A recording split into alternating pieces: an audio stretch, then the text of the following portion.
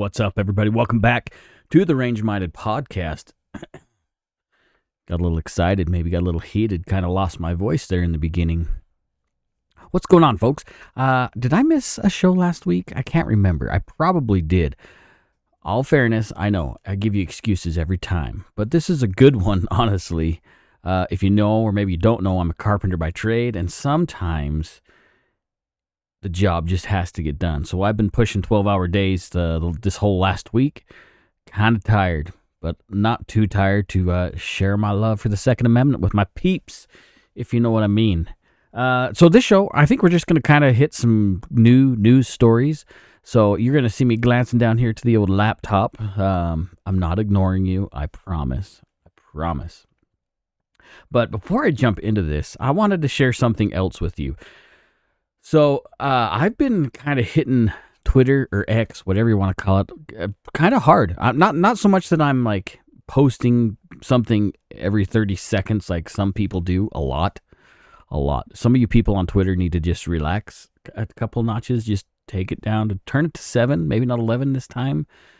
But I've met some amazing people on Twitter. Twitter Spaces. I don't know if you guys ever hang out on Twitter Spaces, but if you do, I'm on Twitter Spaces a lot. So if you follow me, Range Minded Podcast, I almost said rangemindedpodcast.com. Range Minded Podcast. It might just be Range Minded on Twitter. I don't know. You can see the link on our website, rangemindedpodcast.com. But you can follow us on Twitter or X, again, whatever it's called. And then you can hang out every time we get on Spaces, which lately, again, I have been hanging out a lot on Spaces. And there might be some more cool things developing from that, but we're not going to talk about that right now because that's not important. Nonetheless, I've met some people that are going to be guests on the show. I've met some people with some pretty amazing stories that they need to share. You guys need to hear some of the stories that are going on. There's a big push. Maybe you didn't know. Maybe you just don't listen to the show. Maybe you haven't realized that there's a major push against your constitutional, your God-given right, granted by God, like not the government. It's given to you by God, by the Creator, by the Great Almighty, whatever you want to call it. Him, her, whatever. I don't care. God, okay? God gives you the right to keep and bear arms and defend yourself and your family. And there's a major attack that's not getting talked about, that's not getting publicized. And you need to see and hear the people that are being affected. Their lives are being affected at great cost, whether that be financially. Some of these folks go to jail. Some of these folks lose lots of property. All these things kind of go against what the Second Amendment stands for, what your rights mean. So I'm going to be bringing these stories to you. Again, you can hang out on X and find out a lot of this stuff for yourself. But, maybe it's more fun just to hang out with me. I don't know. Maybe you're lazy. Maybe you're apathetic. I got crap in my eyes. People ask, do you spend a lot of time editing your videos when you do stuff? And I'm like, have you not watched a show?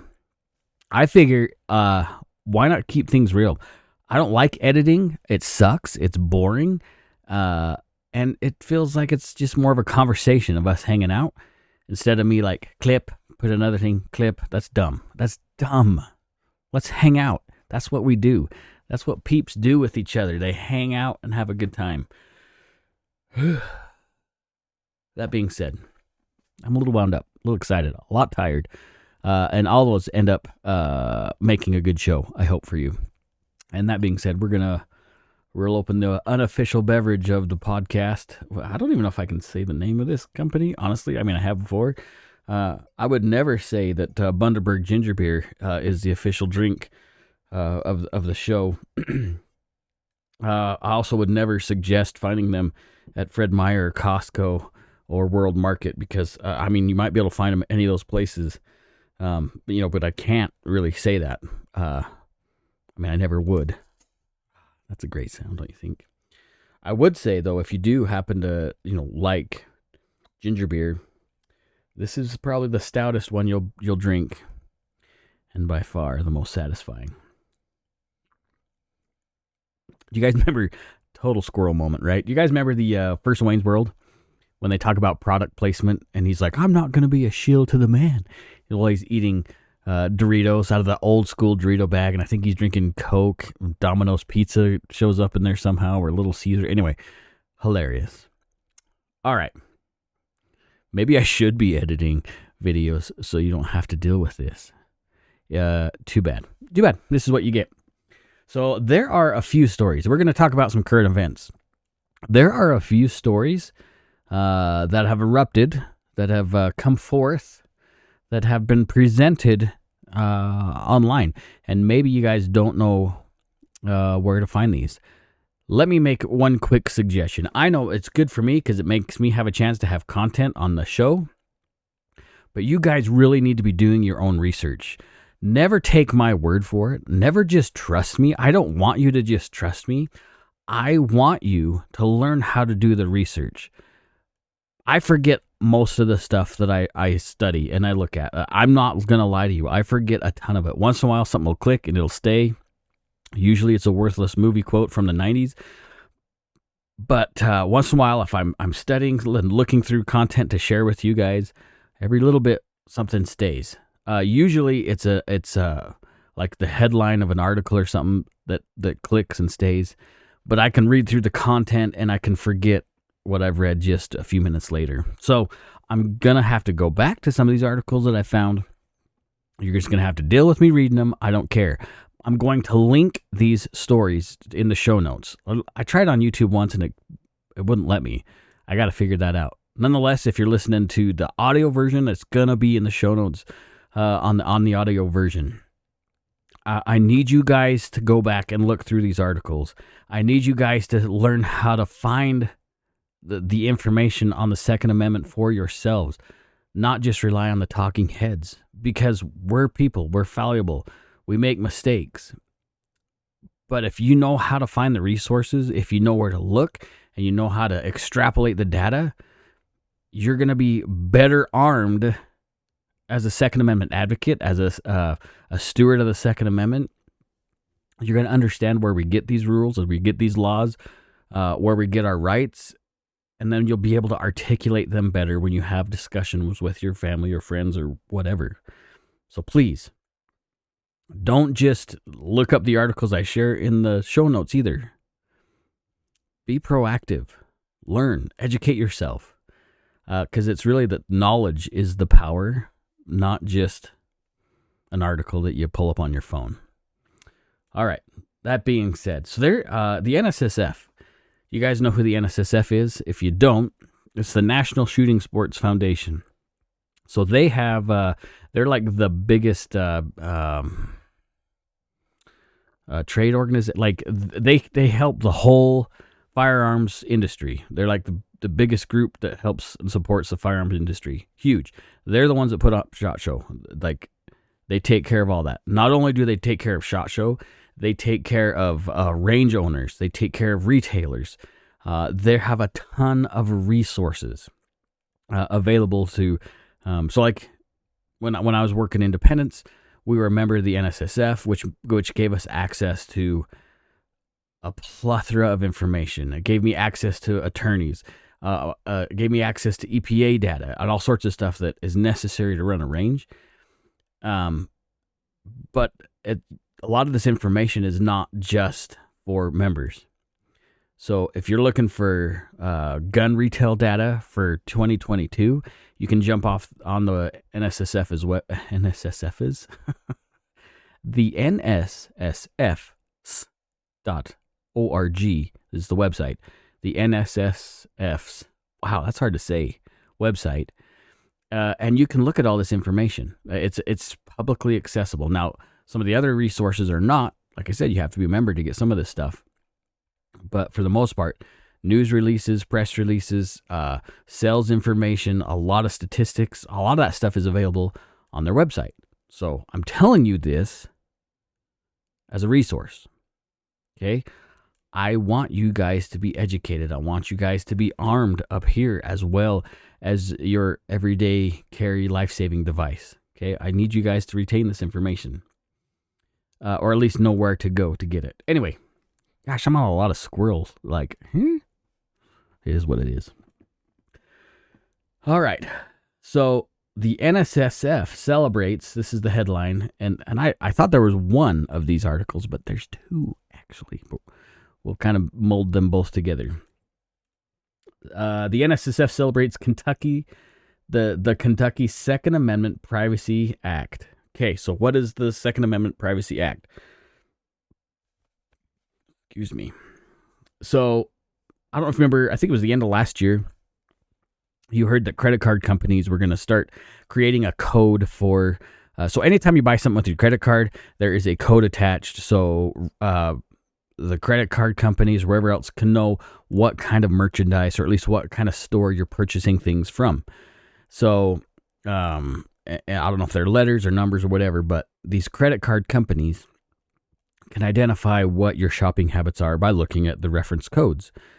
Now, when you'd go to your favorite firearms retailer, it would probably fall under something like the sporting goods code. It wouldn't identify something specific, just saying, hey, they went to a sporting goods store. That's fine, right?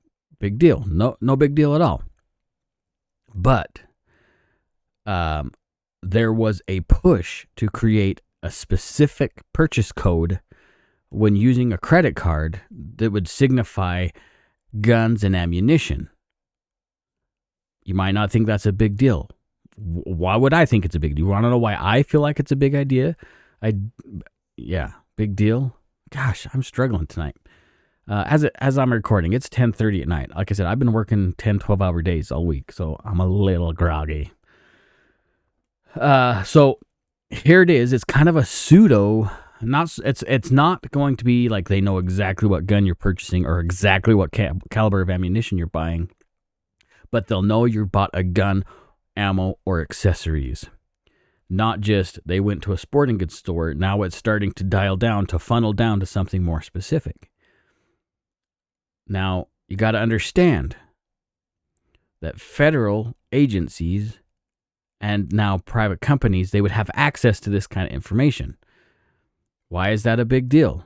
Well, a big deal is it's none of their damn business what you're buying. Okay? Once they know, hey, Steve from Range Minded Podcast, he spent a lot of money at XYZ gun store. Now, I already have enough trouble dealing with my wife when some of that information comes out, let alone the federal government. So these codes are a big deal. It is, like I said, it is none of the government's business to get involved in every aspect of your purchasing habits.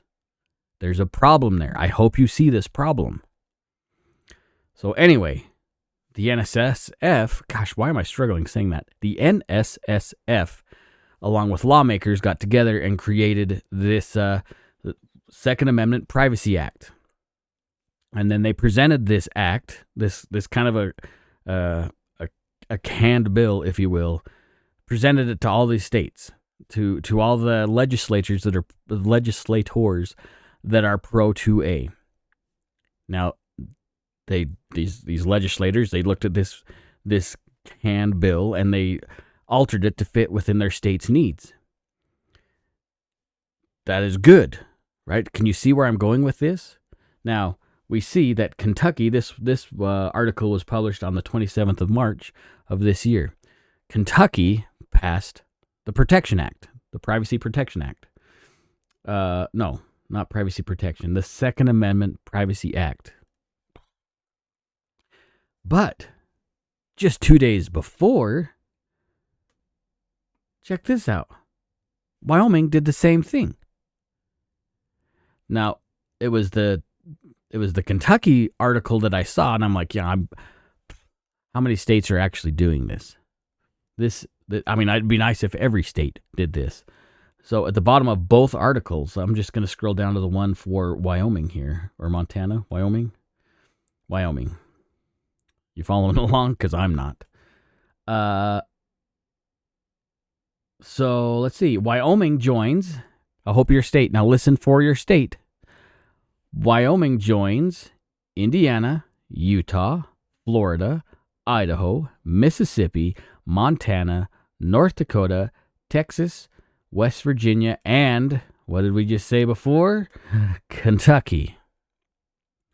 All of those states have now passed an act within their state to not allow credit card companies to track your firearms purchases because it's none of their freaking business. I don't even know why we have to pass these bills. It's sad that we have to have the state step in and say, leave our citizens alone. Hopefully your state is within those group of states that have passed this act. If not, you probably should get a hold of your representation and raise some hell, because this is a big deal. It is a huge deal. Again, it is not the government's job to get involved in everything you purchase. I know they want to. They want to be involved in every aspect of our lives, but it is none of their damn business. We can talk about that a little bit later in the show when I probably start monologuing like normal, but that's just what you expect from me, right? So congratulations, Kentucky. Congratulations, Wyoming. And congratulations to those other states that have stood up for our rights. Thankfully, my state, the great state of Idaho, with our mediocre, honestly, leadership. I hate saying that. It's not leadership. It's representation. Don't ever let a politician tell you that he is your leader, because he is not, or she. They were hired by you, by the way. They're not our leaders. They are our employees. So make sure you treat them as such. Any of you, I'm sure some of you own businesses. If you had an employee that was extremely lazy and didn't do what you were asked, what you told them to do or what you asked them to do, you would probably fire them. We should probably have that same mentality with our representatives. They are our employees. Treat them as such. Don't be a jerk. You can still respect your employees, but they do need to do what they're asked to do, and not whatever they want. I've worked in retail. I've had those employees. I know what it's like. Okay, moving along. So as I was perusing tonight, actually, usually while I'm doing some show prep, I always like to glance to see what amazing news articles are available for me to fill in some time with. This story happens to be one of them. And you hear this nonstop. Excuse me. And it's frustrating. But is it true? What is Steve even talking about? Well, let's dive into this. And I'm excited to tell you that this story comes from our friends at the Washington Post. So you know it's going to be good. Let's see. Port-au-Prince, Haiti. Oh, I don't know. Have you guys been paying attention to what's going on in Haiti? It's making Chicago look super peaceful. Port-au-Prince, Haiti. So this guy, Walder, interesting name. So what's going on? I'm not going to read the whole story because it's stupid, mostly. So what this story is going into, it's so this uprising in Haiti. There is a surge of illegal guns making its way to Haiti, according to the Compost of Washington. So apparently they talked to this guy that was in the gun store, which I don't even know how they found this guy. What, are they just randomly standing outside, racially profiling for a Haitian to walk into a gun store so they can ask him what he's doing? Doesn't that seem a little bit unfair? Maybe racist at some point. But anyway, the guy that they talk about in this story, he's in there buying guns. Just buying guns. If only there was a law to keep somebody from buying guns for an unauthorized user. Wow, wouldn't that be amazing? So anyway, they talk about this guy that goes into this Florida gun shop, buys a bunch of stuff. They call it a shopping list from his homies in Haiti, and he buys them thousands of dollars worth of firearms. Just picks them up, I guess. Apparently, in Florida, you don't have to go actually through a background check. Fill out a 4473, pass a background check, pass the muster even from the retailer selling you the gun. Apparently, that doesn't exist in Florida. Weird. So, It's almost like he's going to break the law no matter what. Anyway, that's, just besides the point. So this individual purchased a bunch of guns, and then the story talks about this specific port in Florida, on one of the Florida river. I don't know if it's the Seminole River or where it's at, where these big barges just chill and hang out, and a lot of Haitians, they'll put food and other goods for their family down in Haiti, and this thing just kind of slow boats down there. And apparently, it's too hard to search these barges for the Florida Police Department, or the state police, or the feds for that matter, because this would actually be a federal case, not a state case, because they're breaking federal law. Anyway, they say that the tons of guns are ending up in Haiti because of our lax gun laws. That's what a lot of the people in Haiti, whatever lawmakers are left, they're saying it's America's fault that the Haitian gangs have guns and are violent. I would probably say that the Haitian laws are creating violent people to do desperate things in Haiti, in my opinion. And how the hell is it America's problem if they're getting guns? This purchaser broke federal law by buying a gun for an unauthorized user, a non-citizen who's not in the country. I propose a thing, too, that I don't think it matters where they go, whether this dude bought some from a gun dealer or bought them on the street, or we're going to talk about something later, even worse. Anyway, U.S. authorities, let's see, I'm going to make sure this is the right paragraph here. I'll read it anyways. U.S. authorities seize some of the guns in the 400 Mazoo plot. I don't know what that, before they could be smuggled. So I guess the guy bought 400 guns. Two others, so St. Louis and two others pleaded guilty under federal gun running conspiracy charges. That's a federal law, right? Because they're breaking, of course it's going to be a federal lawsuit. The gang, again, gangs, I'm pretty sure organized crime is still illegal in the United States. Well, I guess they also gained notoriety for kidnapping Canadian missionaries. Here's the funny thing, though. This the guns that they're showing in this article and this purchasing that took place happened in, and he guesses, 2022. Now, this article was actually written today, the 5th. As I'm recording, it's the 5th of April. So the story's new, but the details of the story are 2 years old. But I guess that's relevant news, right? Weird. Nearly 85% of the guns found in crime scenes in Haiti have been submitted to the U.S. ATF. Let's just say the ATF in 2021. Again, so now we're 3 years back. Okay. They figured that 98% of the weapons came to the United States.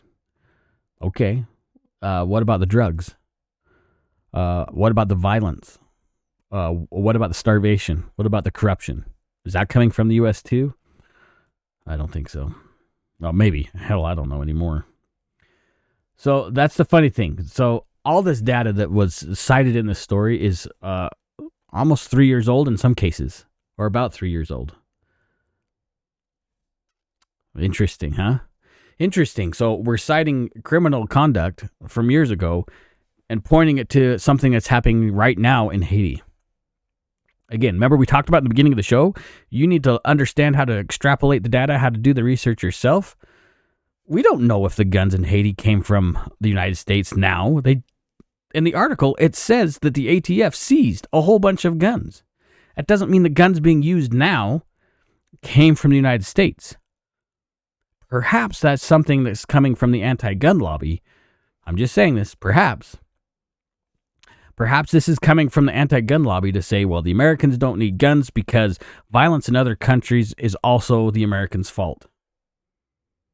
We can't even solve the shit that's taking place in our country. Why are we responsible for somebody else's shit? I'll tell you, we're not. We're not. That's not our problem.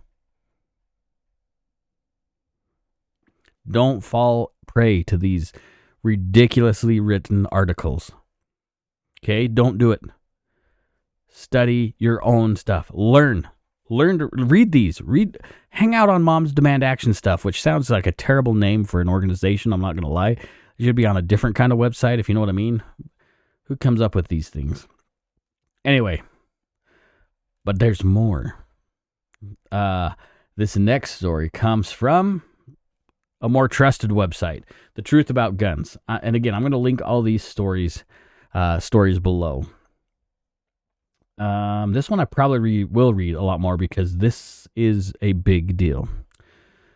This article was written April 2nd, 2024. So, it's the article is called More Mexican Gun Running Hijinks with the Biden Admin. So, we just read, or I just kind of glanced over the problem in Haiti and how they're saying all the guns are coming from the United States, to Haiti from the United States.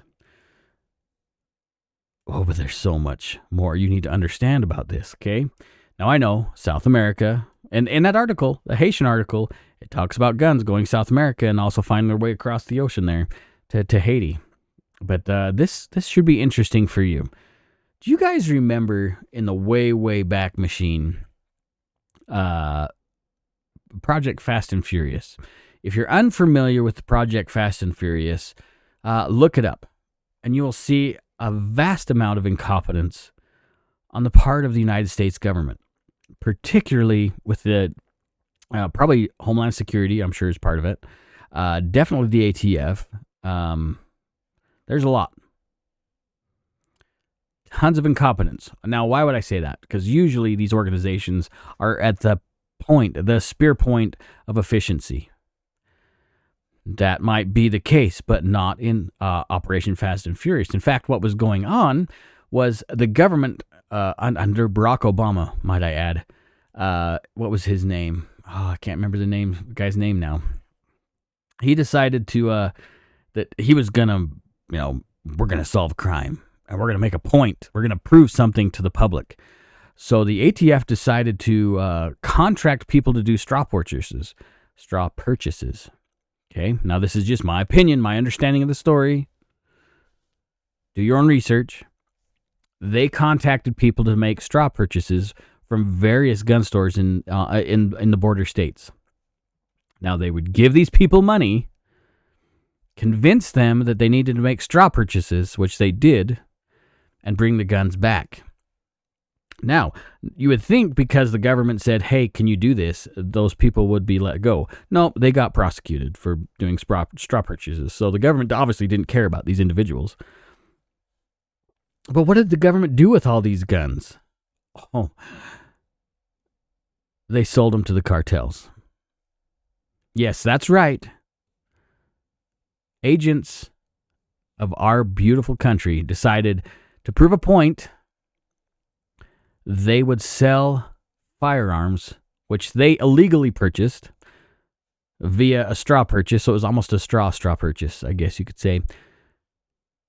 Ship them across the border to see where all these guns would go so they could prove a point.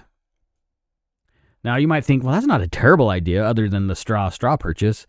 I mean, it'd be kind of interesting to see where these guns end up. Yeah, that would be. In fact, they did find one of them. One of them was used to kill a border agent. Yeah, that's pretty awesome. Yeah, one of the guns that the federal government used to prove a point with Project Fast and Furious ended up on the scene of a drug dealer or a cartel member used to kill a federal agent. Now, that family would still have their dad home if the government wouldn't have made a ridiculous mockery of gun laws, which I know that they do all the time. But that's besides the point. Now, that was under the Obama administration, right? Pretty awesome. You don't have to believe me. Look it up. Operation Fast and Furious. Look it up. Now, let's get to this Truth About Guns article. Like I say, we're probably... Let me look and see how long this article actually is. We probably won't read the whole thing. But this is how it starts. There's a sense of deja vu all over again when it comes to the federal government shutting down efforts to put a halt to Mexican gun running schemes. Now, what is that? Why? That seems like a fun statement, right? Deja vu, like we're having this thing happen all over again. It's like we've dealt with this before. Yeah, that's right. So Chuck Grassley, who happens to be, seems like, anyways, he's on the gun owner side. Now, let's rewind a little bit. The only reason why we knew about Operation Fast and Furious was somebody in the government said, this is not right. We had a whistleblower stood up and said, hey, look at these. Here's the information. Dig here. And that's exactly what happened. In fact, the Senate, who's in control of all this stuff, they can do all the investigations. The Senate was given this information, and they investigated and found out that that this stuff was going on. I can see that guy's name, his face. I just can't think of his name that ran this stupid project. Anyway, so Grassley from Iowa, thank you, Mr. Grassley, Senator Grassley, he was given some documents from another whistleblower. So a whistleblower, is this happening again? Is Project Fast and the Furious, are we getting a 2.0? Like there was lots of movies. Who knows how many times the same thing would happen with these ridiculous operations. Let's see. This whistleblower came from the ATF. This same kind of deal with Fast and Furious. Let's see, blah, blah, blah. Yep. We just talked about that. It just goes and talks about Operation Fast and Furious. All right, so here it is. Now, another whistleblower is warning of a similar scheme that might be playing out the same way again. Okay, so we have some commonalities already, right? Barack Obama had a vice president who is our current president. Interesting. Anyway, but I digress. Senator Grassley released the documents that were sent to 9 federal law enforcement agencies within the Departments of Justice, Homeland Security, and the state of the U.S. Postal Service. That's interesting. Interesting indeed. What else does the Postal Service doing that doesn't involve delivering mail? Again, I digress. He's seeking answers for the secretive ATF operation that Biden administration still refuses to acknowledge exists. Project Thor. That was a successful operation to interdict illegal firearm smuggling from the United States to Mexico. It was successful until the Biden administration pulled the plug. So President Trump set up something to stop illegal guns going. Well, at least try to do something. We got to do something. You hear that all the time, right? We must do something. Well, okay. We had a president that did do something, and it was actually working.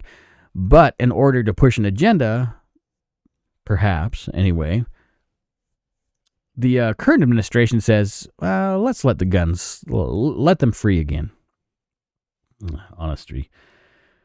Senator Grassley says this: the American people deserve to know more about the Biden administration's strategy to target cartel firearms networks in the U.S. Senator Grassley wrote, according to CBS News, the CBS investigated illicit gun trafficking to Mexico on their own. They found Mexican drug cartels were funneling firearms, including military-grade weapons, into Mexico.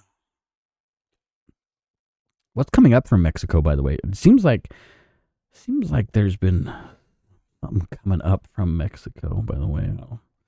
Fentanyl, maybe. I don't know. Let's see. Intelligence documents and interviews with half a dozen current and former officials show that the U.S. government has known this for years, but sources say it has done little to stop these weapons trafficking networks inside the United States, which move up to 1 million firearms across the border annually. Wait a minute. Gee, it's almost like the feds don't care. Anyway, the CBS report added that until Project Thor was launched, there was no focus on interdicting and locking up Mexican gun smugglers. Senator Grassley estimated that upwards of $500 million worth of firearms and ammunition was being smuggled annually, and Project Thor worked 76 cartel trafficking cases between 2020, and identified Mexican cartels as the culprits. The Justice Department officials told Senator Grassley that they were unfamiliar with Project Thor and claimed that the senator found surprising since the documents his office uncovered identified 16 executive branch agencies, including the DOJ, the Drug Enforcement Agency, and the FBI. Other documents indicated the U.S. Embassy in Mexico was prepared to brief the U.S. ambassador to Mexico, Ken Salazar, shortly after his arrival. That briefing was verified in ATF emails uncovered by Senator Grassley.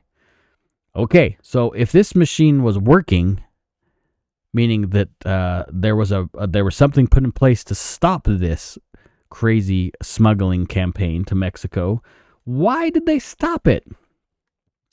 Well, this is also from Mr. Grassley. Given the reports, Project Thor successfully identified and shared intelligence to law enforcement agencies government-wide to aid investigations and prosecutions of these types of cases.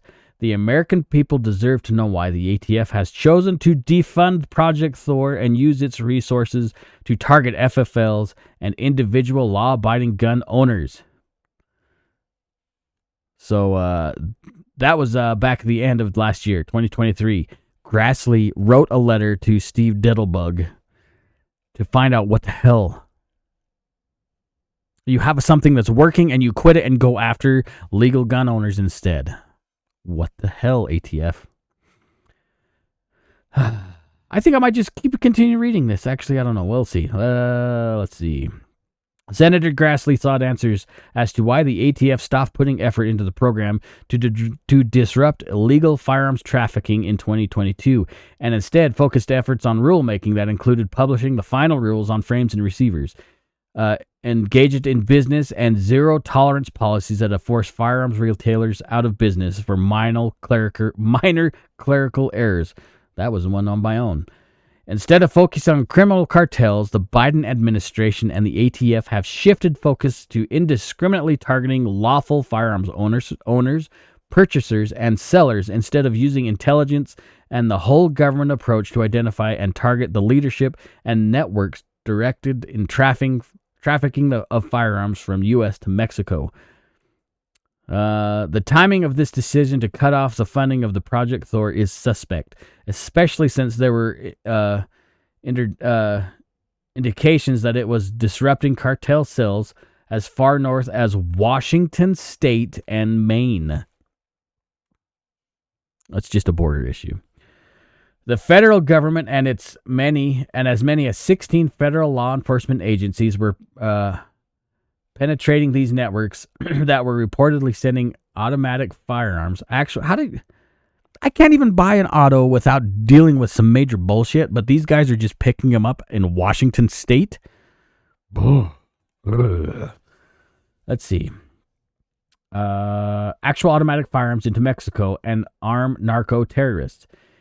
It begs the question as to why the ATF would pull the plug. What else could be going on? Great question. It was in August of 21 that Mexico filed its $10 billion lawsuit against the U.S. firearms manufacturers. They claimed that the U.S. firearms manufacturers were complicit in contributing to the illegal firearms trafficking to cartels in Mexico. That case was dismissed by a U.S. district court in September of 22. In a ruling that the Protection of Lawful Commerce Act, which is true, that's what that's for, prohibited the lawsuit. 15 months later, a 3-judge panel for the U.S. Court of Appeals for the First Circuit revised that decision, allowing the claim of $10 billion to go forward. Of course. Those are the same manufacturers that President Joe Biden called the enemy when he began his campaign for the Oval Office in 19. This is the same firearms industry that was told to continue to sell guns during Operation Fast and Furious when those retailers knew those guns would be trafficked. Again, we talked about that, right? The ATF told these people, yes, we're going to buy guns. You're going to buy guns illegally, and we're going to see what happens. And those retailers got shut down. Let's see. I don't know who Fratelli is, but we're going to talk about him anyways. Told Cam Edwards, from Bearing Arms. There were members of the industry who did not want to sell to people who were trafficking guns to Mexico, who were told specifically to do so by federal prosecutors and ATF agents, including senior level executive personnel. That's my surprise face. To be clear on this timeline, President Biden called firearm manufacturers the enemy while campaigning in 2019. President Biden took office in 21. Mexico filed their $10 billion lawsuit in 21. The ATF's Project Thor was successful in the disruption of Mexican cartel gun smuggling, was defunded in 21. Where the following year, Mexico's lawsuit was dismissed and later revived in 2024. And now, Senator Grassley is still being stonewalled by 16 federal law enforcement agencies as to why the successful operation to stop guns from being illegally trafficked was halted by the agency that is in charge of it happening. The echoes of bungled federal government operations and cover-ups are haunting. Thank you, Senator Grassley, for what you're doing.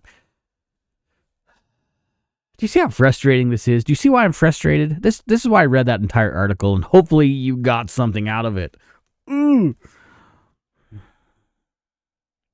and I are being slapped in the face. While they're doing whatever they want, they're playing games with our rights. And these games are meant to take away our rights. That's why I said in the very beginning, God grants rights, not the government. The government cannot take these rights away from you. They were never given to you by them. The Constitution was written to put a restriction on the federal government, not a restriction on our rights. The Constitution doesn't give you your rights. The federal government is bound by the Constitution. It is a fence. It is a restriction. It is a dog collar. Don't take that collar off. Don't let them think that they can do whatever they want. It is not a free-for-all document for the government. It is a free-for-all document for you. Ugh. Do you see the games that are being played here? Do you understand? Anytime the left tries to pull the strings and say, hey, we have to do something about guns, they create a problem that forces an issue that toys with your emotions. Oh my gosh, Haiti has this problem. The guns are coming from the United States. We got to stop this from happening. We got to just stop Americans from owning guns because guns are the problem throughout the world and they all come from the United States. Yet, I just read you an article. The Biden administration and other agencies at the federal level are trafficking, giving guns to narco terrorists, which go throughout the world. Yeah, those guns are coming from the United States via the federal government. Don't buy the bullshit. Don't. I'm spicy. That just pisses me off. Sorry, I shouldn't cuss so much. I'm trying to be better, but obviously I'm failing. You should be just as wound up over this story as I am, by the way. That should just... chap your khakis, I guess, would be the... Should we move to something a little bit more positive? I need a drink. Don't worry, it's not alcoholic. Ugh. The nice thing about the Bundaberg ginger beer here, which is not a sponsor, by the way, is it's got real bits of ginger, so it's got a bite when you drink it.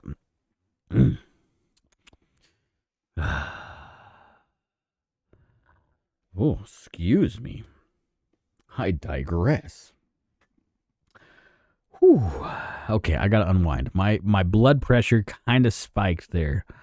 I would apologize, but I'm not going to. You're just gonna have to deal with it. Let's move to something a little bit more lighter, shall we? I think we should. Now, we talked about teachers carrying guns. Now, let's even go back farther than that. So, okay, hold on. We talked about teachers carrying and using firearms to keep schools safe before. We also talked about, I don't remember what episode it was. I should know, but I don't remember what episode it was. We talked about Utah has allowed that for many, many years. And Utah has, I think, had one school shooting in the past 25 years. And it wasn't even a real school shooting. It was something that happened in a parking lot. So it's successful, right? We have anecdotal evidence, I guess you could say, as far as Utah is concerned, is a great example for other states to follow to allow teachers to carry to keep your children safe in schools.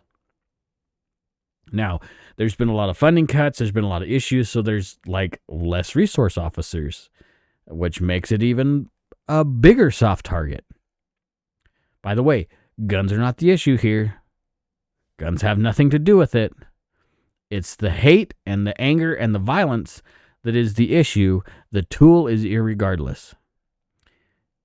Look up the various stabbings that are taking place throughout the world with guns that don't, or countries that don't have guns. Yet, according to our government, I guess. It's a tool. The tool can be used in any way. I think I talked a little bit about my class the last time we met that I took in Boise. I learned how to use a knife in a different way, and it's a very effective tool. I knew that from doing other things I've done with knives.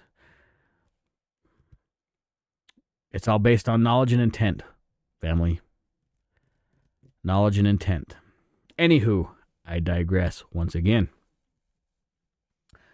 Tennessee. The great. Now, every time I read stories about Tennessee, good news stories, it makes me want to move there even more. Tennessee took a major. This is also from The Truth About Guns, by the way. This article was also published yesterday. You thought I was going to say today. In a significant step forward, I'm not going to read this whole story, okay? I'll just read a little bit.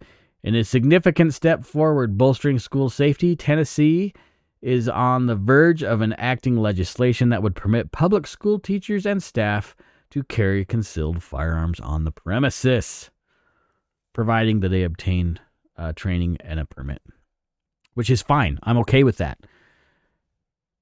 When we talk about school safety this way, you're going to hear a lot of the left freak out and say, well, every teacher is going to carry a gun. They're going to be forced to carry a gun and learn how to use it. What if it's against their will? No, that is not how these bills work.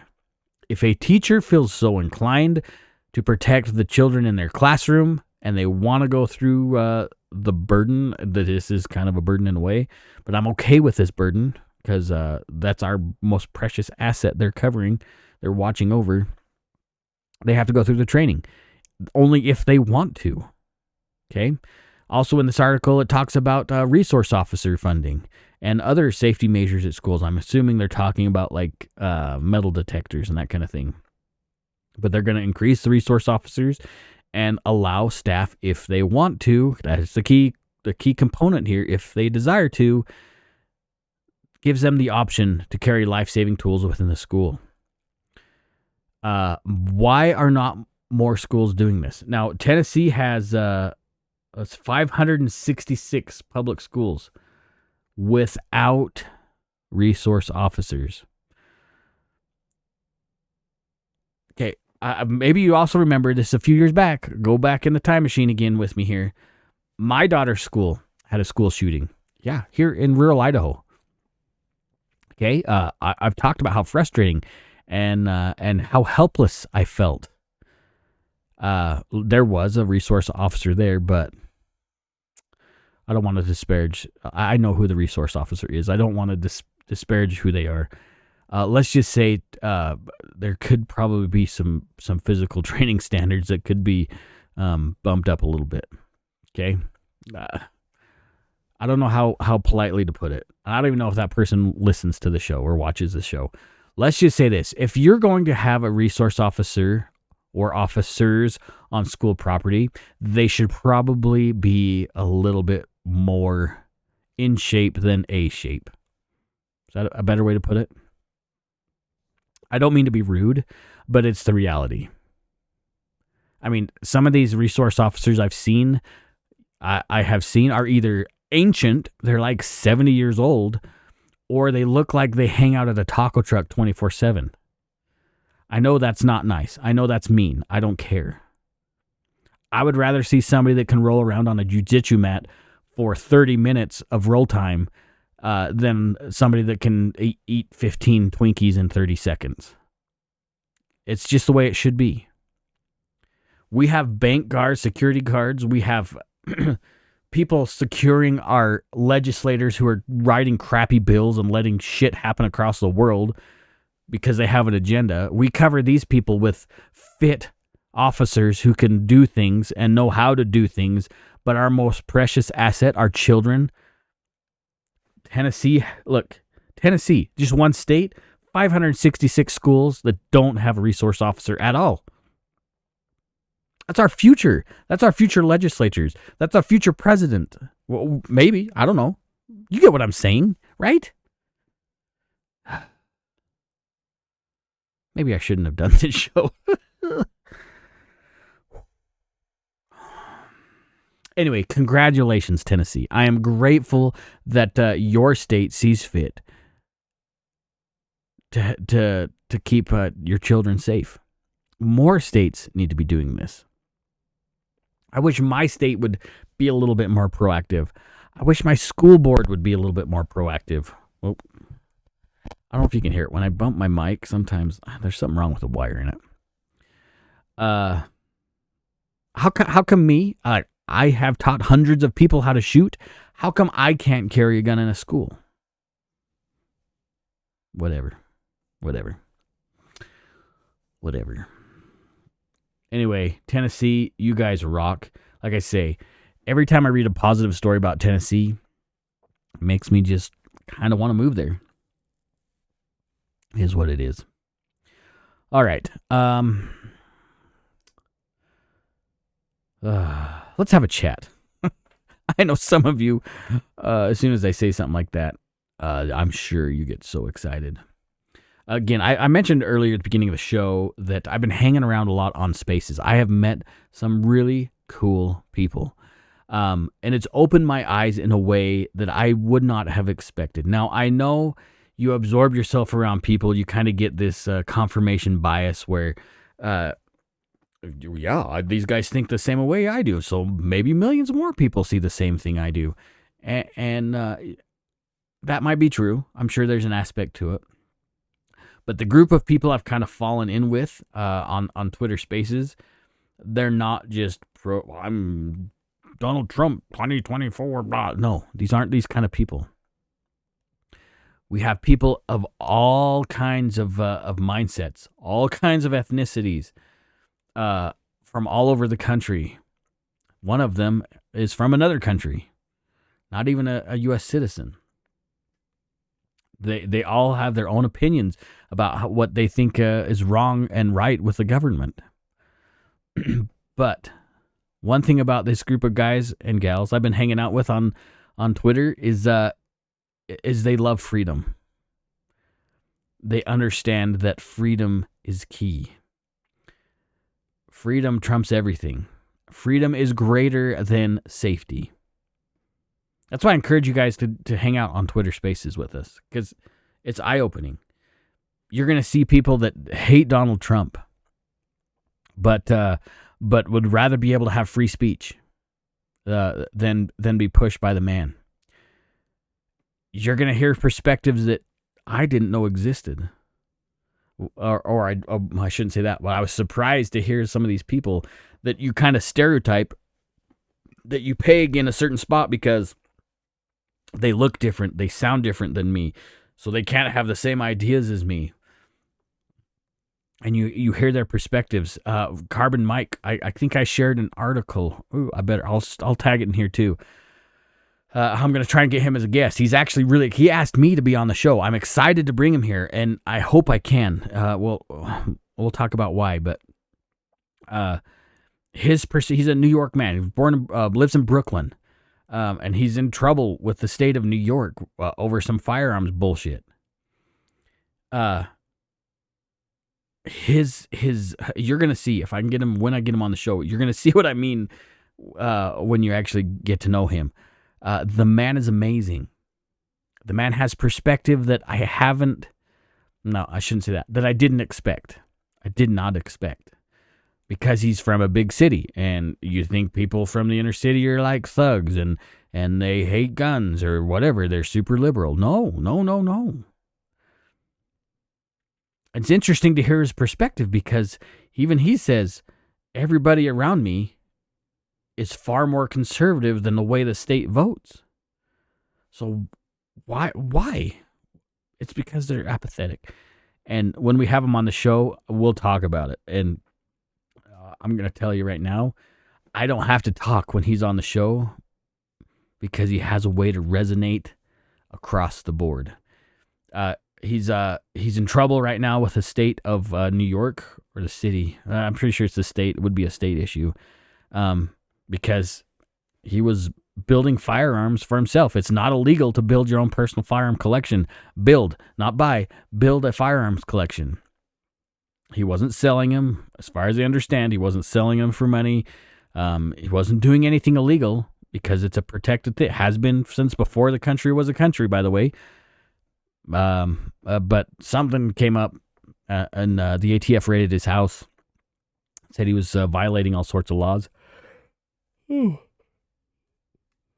Excuse me. And then the ATF said he's not breaking any federal laws. And so the feds decided not to prosecute. But the state said, we hate guns. And so he's kind of in the middle of that right now. That's why I'm hoping we can have him on the show. Incredible dude. Absolutely incredible dude. You're going to like him. I met this other young man named Brennan who got in trouble with... I shouldn't say he got in trouble, because Carbon Mike, his real name's Dexter, but we call him Carbon Mike, he's 50-something years old, had never been in trouble with the law, ever. Nothing. But they decided, hey, he's got guns, that's dangerous, scary, blah. Now, Brennan, who's from Jersey, very similar situation. They weren't making firearms, but his grandpa is a military. He lives with his grandparents. His grandpa was a Vietnam vet, and loved to take his grandson shooting. They did competitions together. They did all sorts of stuff. But apparently the school felt like he was a danger, and the state decided to jump in and cause a ruckus. I'll let him tell the story. We will have him on the show as well. Absolute freaking nightmare. Now, it's easy for us to say, well, those people are back with big city, blah, blah, blah. This would never happen to us. You need to understand, their case is our case. Their problems with the firearms, anti-firearms groups, their problems are our problems. Because it could easily be you, it could easily be me in their same shoes. It's been eye-opening for me. It's honestly opening avenues I'm not going to talk about yet. It's amazing. And it's not something I expected from social media at all. All right, we hear a lot of bad about social media. I spend way too much time on social media. I'll admit it. But getting to know these people has been very intriguing. Very intriguing indeed. You still have trash. You still have weirdos. I'm not going to say what I thought of. I'm not going to say that, because we're not going to go there. I know that's cryptic, and you don't know what my brain is thinking. But let's just say there's a lot of interesting people online. There's a lot of people we can learn from. We just need to ask. We just need to hear their story, and we need to share their story. I'll share you Carbon Mike. Again, his name's Dexter. I'll share his information on the show notes. Brennan didn't share his information, but I'm sure I can find it. The young man from Jersey. Now, all this happened when he was a minor, by the way. But I'll let him tell the story. Again, why do I feel this is important for you for me to share it with you? I told you I'm tired. Because it's happening all over the country. These are just the stories I found out about. But it's happening everywhere. And it disappoints me that the NRA doesn't care. Brennan reached out to the NRA, nothing. Crickets. They don't care. Those are the people that take your money to fight for your rights, but when somebody needs help, a kid needs help, I guess Wayne needed another suit.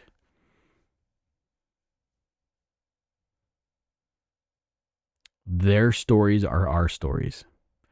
Their experience is our experience. Don't bury your head in the sand.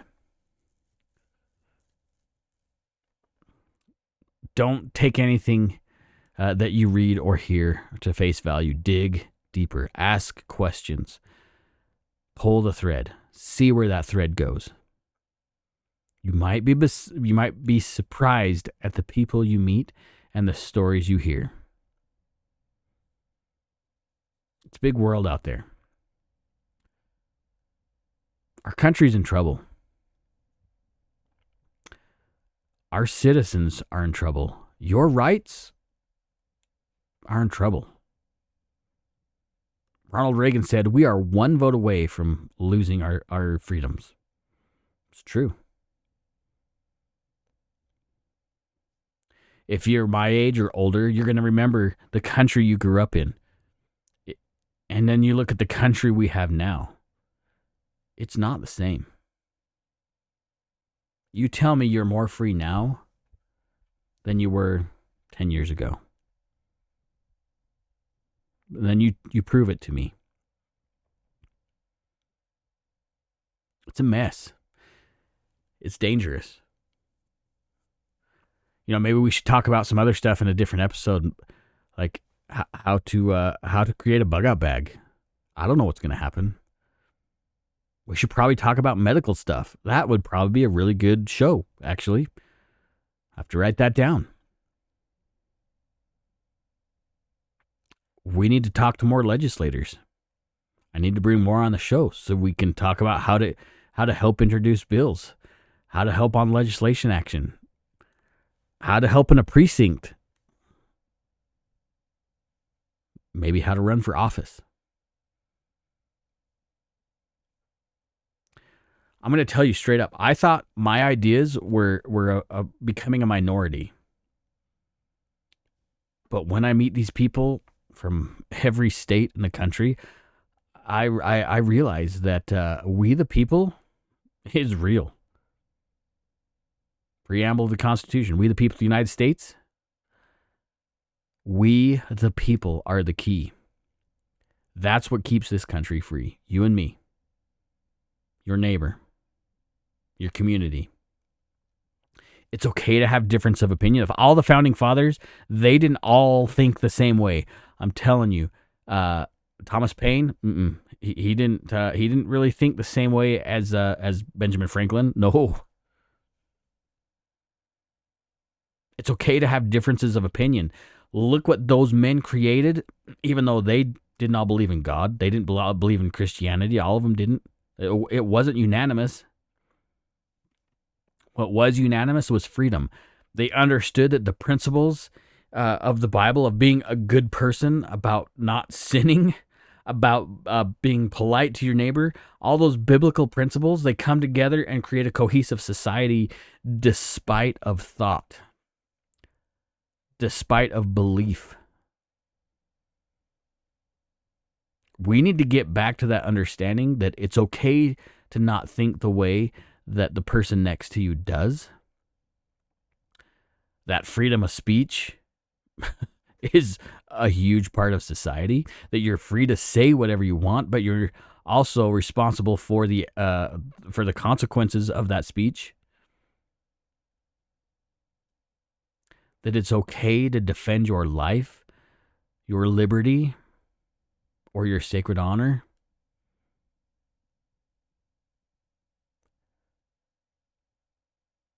Wake up. Wake up.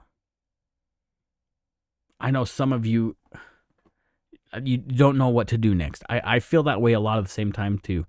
That I just don't know what to do. You can start by changing yourself. That's where it starts. Make some goals. Start with you.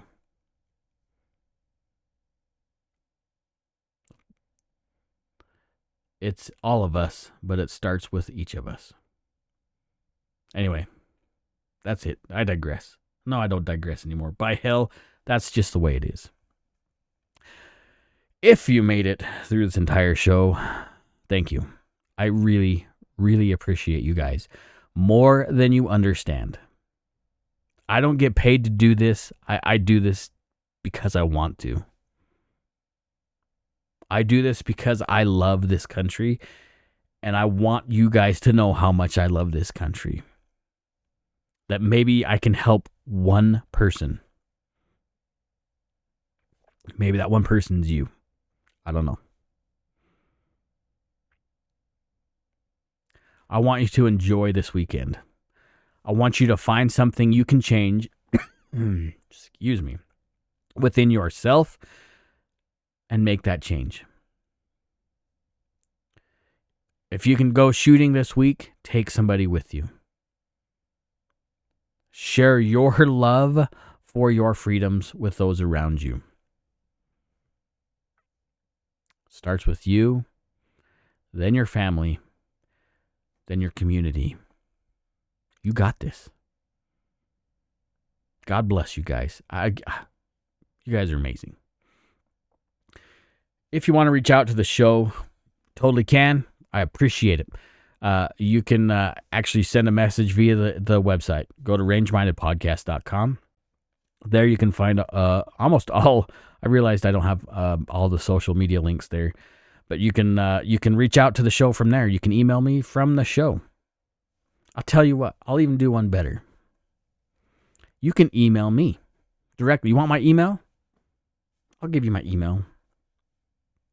Actually, I'll give you the Gmail version. Just go rangeminded podcast, rangeminded@gmail.com. I think that's what it is. Just go through the website. It's easier. Gosh. On the website, you can find some affiliate links. If you're going to do some shopping, you might as well help the show out there as well. 2024, I still have big goals. I have a lot of shows that I want to create that would be so much fun, and I want to take you with me, but it costs money. You can use those affiliate links. They help the show a little bit. I appreciate it. I do. Don't forget, I probably should talk about this. Oh my gosh, big deal. GunCon, right? The show's going to be at GunCon this year. GunCon is June 29th. June 29th at Brownells in Granville, Iowa. At Brownells, you guys. At Brownells. I think there's still some tickets available. I don't think they've sold out yet. Tickets are $50. That includes a lunch, a T-shirt. I think there's something else in there. And also, they're going to be giving away a ton of stuff at GunCon. So, like, that ticket includes, like, entries to all their giveaways. Not only that, there's going to be panels. I think there's like 150 gun companies that are going to be there. I think there's like 175 content creators, including yours truly. It should be a ton of fun. If you want to get tickets, if they're still available, go to guncon.net, I think. I'm pretty sure it's guncon.net. Or you can just Google GunCon 2024, and it'll take you right to it. I'm pretty sure it's guncon.net. Boy, oh boy, I struggle. That would be awesome to see you there. It would be so cool to meet you guys face to face. Anyways, that'd be great. Again, appreciate you guys. Take somebody shooting. Don't waste your time. Time is precious. Anyway, again, jump to the website, rangermindedpodcast.com. You can send messages from there. You can use those affiliate links or whatever. Appreciate you guys. You guys are awesome. Don't forget, take somebody shooting.